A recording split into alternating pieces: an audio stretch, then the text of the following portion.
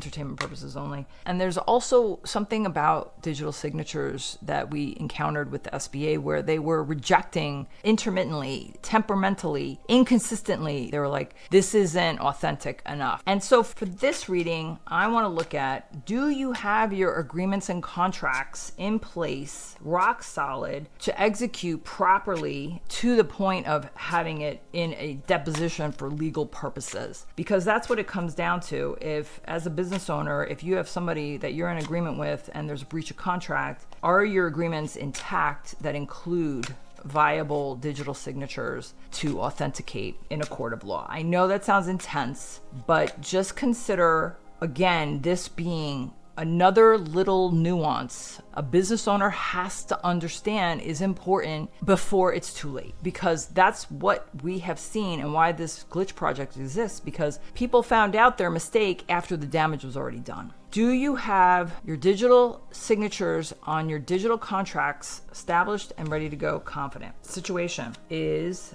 the Two of Wands. So the Two of Wands is potentially you have a decision to make. Do I address it or do I let it go and wait for the worst to happen? Which of course we don't recommend. So the action is Six of Cups. This may feel overwhelming for you. You might look to somebody who's a little bit more experienced with getting these types of things in order, especially if you have an inventory of different types of agreements, scope of work and payment terms, etc. And then of course, making sure people are familiar with how to execute within the digital platform to have all the signatures. You know how to do it, but maybe you're not interested in making the time to do it because somebody else could do that has maybe a little bit more experience with it. The outcome, if you do this, is another Pentacles card. Wow, I love how the outcome are the money cards. To have the Queen of Pentacles, which is of